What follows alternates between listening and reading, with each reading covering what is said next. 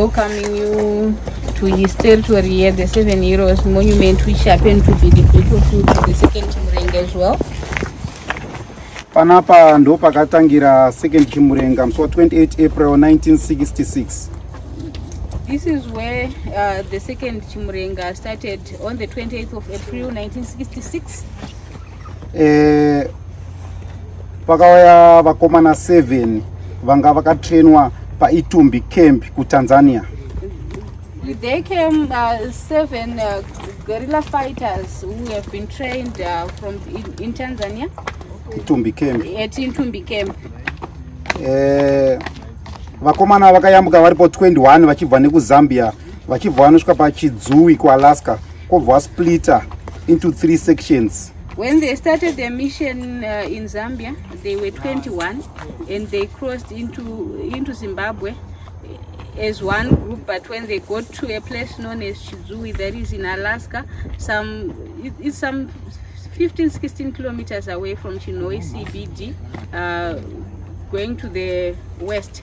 That is where they splitted into 3 groups, meaning they formed teams of 7. Yeah, 7. Yes.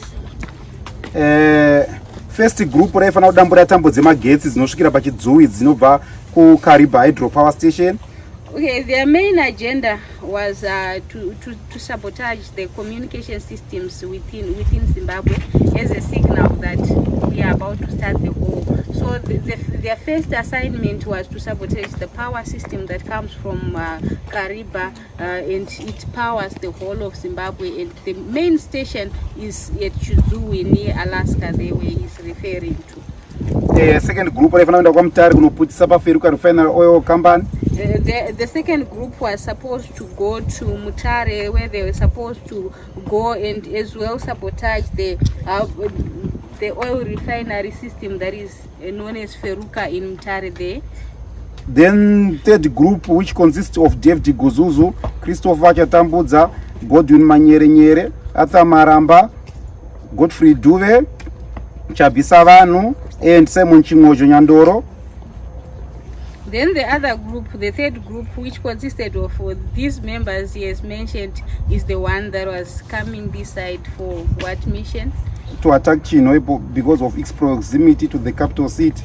They wanted to attack Chinhoyi first because of its proximity to the capital city, which was known as Salisbury, by then now Harare. Vakatambirwa na comrade Alex Narara, comrade Mdumen Chivende, na comrade Aaron Zomba vanigwa 1 ripaza sapo first gwa ridu kutanga kuviga pa ripaza sapo tinigwa 1 ripaza sapo. Okay, comrade Narara, comrade Zomba and comrade Mdumen Chivende were the first people to receive these 7 guerrilla fighters when they came into Chinhoyi. And one interesting thing about these boys, these men, that touches me most is that they were younger than most of us, or if not all of us here. Generally, their ages ranged from 14 to 21. The youngest was 14 years old, but he took up his courage to go and join the Navy and fight for our independence. Vakomana vasvika kanogara kuseri kwa TM pa Farmers New Edwards pana TM apa TM North. When they got into Chinhoyi, they stayed behind TM supermarkets. Just in town, there was a farm called Edwards there. That is where they were staying. Vachigara ipapapo one wavo anonzi Godfrey Dube akazosvika kudanana nemusikana ainzi Maria Chakweza. Yeah, as they stayed there for a bit longer, then one of them fell in love with a lady by the name Maria Chakweza. Adana Maria Chakweza akazodzokera kumba kwake angari musikana wachimanga angari mupurisa weRhodisia. Chimanga akamutocha kusvika Maria Chakweza taura kuti kuseri kune vakomana 7 vandaona vane pfuti. The interesting thing is that this guy had sneaked the lady from a Rhodesian police officer known as Chimanga. So when Maria returned to her home, the other boyfriend had to torch Maria till she sold out information on the whereabouts of the guerrilla fighters. Chimanga akazoenda koripota pa police station apa Central zvichibva zvazorongwa kunzi musi wa28 April ngativaenderei. Then Chimanga then reported the issue of the presence of these guerrilla fighters from within the community to the Central Police Station. We still have the Central Police Station right in town, but during those days it was mainly the Rhodesian police controlling all the warfare and security operations within the country. So it was reported to the settlers that we have some people in Chinhoyi who have got a mission to attack. They want to start war, and they planned to come and raid them on the 28th of April. Pakaunganzwa ndege 4 2 dzacho dzakabva dzaiswa pa standby, 2 dzakabva dzaiswa pa action, 2 dzakanga dziri pa action dzanga dziri mounted with MG 7.62 machine gun, grenades, bombers, and vakabva vasvikirwa unexpected. They mobilized for ndege 4 helicopters, yes, because they have a name for those. They mobilized 4 helicopters, and of the 4 helicopters, the 2 were on standby, and the other 2 were armored with MG 7.62 machine gun. Which with MG 7.42 machine guns, what does that do? Possibly the intensity of the distraction. It releases bullets continuously. That kind of machine gun automatically. Yes. Then grenades as well. Then vakabva vasvikirwa na 9 am vasingafungidziri. Vasvikirwa na 9 am vasingafungidziri, vatanga kuridzirwa futi, vakatiza vachikwidza kuno kumusoro kusvika vasvika paheroes apa. They were caught unaware at 9 o'clock in the morning, 9 a.m. and they had to run away, and they used the route that we are going to be trekking up until they got to the Heroes Acre. This is the area we are. Then vakazodzirga tsvage pekuhwanda, vatsvaga pekuhwanda bva vati angadzike tonohwanda una unyanuku, vari kudzika kuna unyanuku ukuku vakabva vaonekwa nendege dzanzi dziri mudenga dziya dzaibvaisirwa ground force yatanga futi kuya nekarodhaka, karodhaka kanobirira patm akaka kana ndokaenda kuHarare kuti haraka. Okay, they tried to find a hideout, and they were trying to go and hide somewhere into the Manyame River down there, but on their way they were located by the helicopters that were manning the area, and some soldiers were released to the ground, and they started trekking them using this road. This is part of the road which they used, which we are going to be trekking, and this road used to be, this is the old Harare road, and if you trek it you get back to TM, but I also need to trek it as well. Vari pazasi pacho ipapo pana unyana wakwanisa kudonedza ndege 1. Unfortunately ndege yacho pari zvino hatina sezvo kuno kuri kumbovakwa zvakamboiswa kuHarare. These men, they managed to bring down one of the helicopters while they were on their hideout down there, but unfortunately at the moment we do not have the helicopter, but the remains are there. They will be placed at the monument once we are done with the construction. Vakomana vakazodzoka vawana ground force chiuya kubva vasvika kubva vanohwanda pachuru apa. Then after they saw that possibly these soldiers were now about to attack them, they ran up to this side where they had to hide behind that until it looks smaller today, and it's clearer because the area is now being used for other purposes. But think of an era back in 1966. This area was still very wild with thick forest, so it was a good hideout for the soldiers.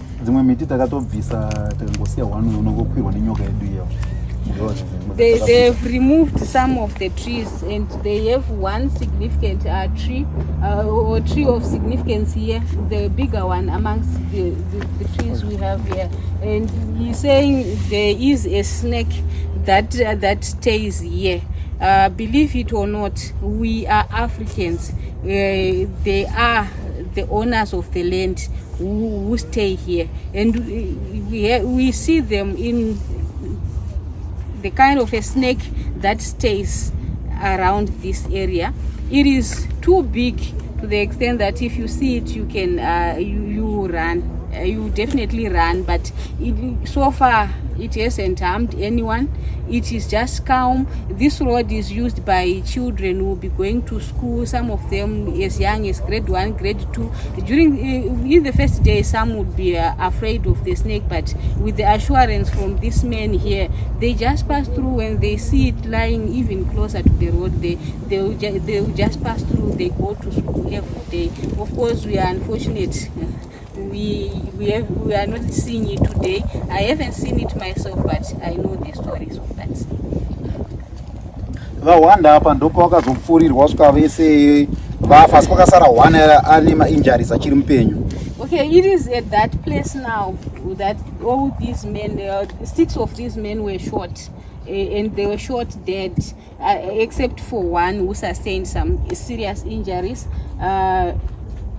Dzanza kuma past 4 vakazoya vakatakurwa ipapapo, vaya vatakurwa one wacho kubva enda kunobva anopfurirwa pa central panga vazoiswa ipapapo.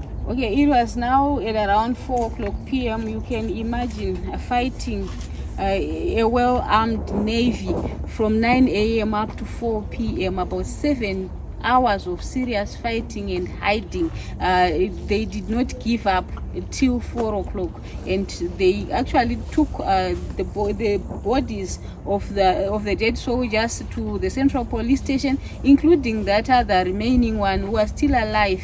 He was also taken alongside with them, and he was shot dead when they go to the police station. Challenge yakaita vanga vasina mabullets. The major challenge that led to the defeat of the black fighters is that they had run out of ammunition. So 6 May, a week after vakazotakurwa vakaendeswa pane building yakunzi the 7 Heroes. Building iyo yanga isati yapo, vakabva paiswa neimwe body imukomana inzi Nathan Charimuka aita zvakare zvematongerwo enyika. Their remains were kept for a week without being buried. On the 6th of May now, that is when they took their bodies, in what state we don't know, to a place where we now have a building. These are government buildings that were named after the 7 heroes. It is known as the 7 heroes building. And they were put there together with another man, the 8th one, who is known as Nathan Charimuka. Nathan Charimuka. Though he was not part of the 7 gorillas. Vanhu vatema vakadaidzwa vakanzi uyai muone kuti pane vamunoziya here.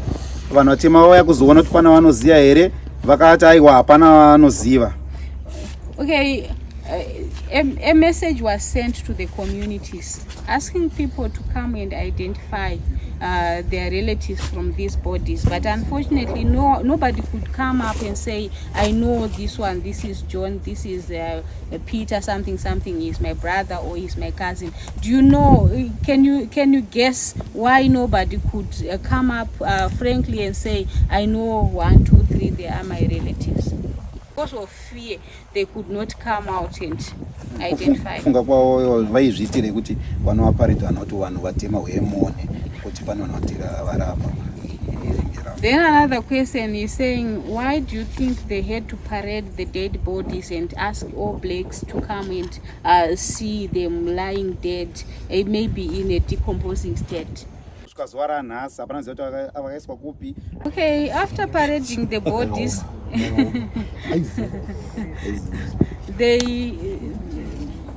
the settlers took them, but nobody knows to date the whereabouts of these the remains of these young men who perished here. They tried as the national museums and monuments, and they are still trying, because they are still researching on the whereabouts of these guys, because it is still unknown. Even the guy whom they thought would have information pertaining to the whereabouts. Last time Yes. Pakauya masvikiro, mumwe achiti ndini David Guzuzu, mumwe achiti ndini Arthur Maramba, vakairi weekend. wandadaidzwa nemapurisa pana patochengeterwa neZRP chemagamba wandati handisi kuuyawo basa zvanzi uya makuti vanhu vaonekwa pavari. Pandakazouya masvikiro aya vakataura zvavakataura, but takazotadza kuwirirana pandakavati daidzai hama dzacho dzaDavid Guzuzu, because hama dzaDavid Guzuzu ndodziziya, hama dzaArthur Maramba ndodziziya, dzidaidzei hamene zvamunoita in the realm of spirit, kuti munokwanisa kudzidaidza sei, but vakakundikana kusvika ndazoti aiwa hazida kukuomeserai. Ndakatodzwa haya kamota nemari yangu ndakaenda nawo kwagavhina, ndati gavhina vanhu havaruziva panani pana vakomana 7 vabatsire kusvika una president, but kusvika nazuva ranhasi hapana chavati vaita vanhu ivavo. Saka zvosiyana pamwe vaida bhegisa rutina mavhunga. So you're saying they are still having people who are coming in as spirit mediums, claiming that they can track or they know where they know the whereabouts of these guys, for instance David Guzuzu, but when they come in now they have to interrogate them and try and find ways to ask them, maybe to have their ancestors reveal information that pertains to the relatives of the different guerrilla fighters who perished, because they have already identified relatives of most of them. You have identified relatives to 600 guerrilla fighters, and you are still to get relatives to the 7th one. They are unknown up to date.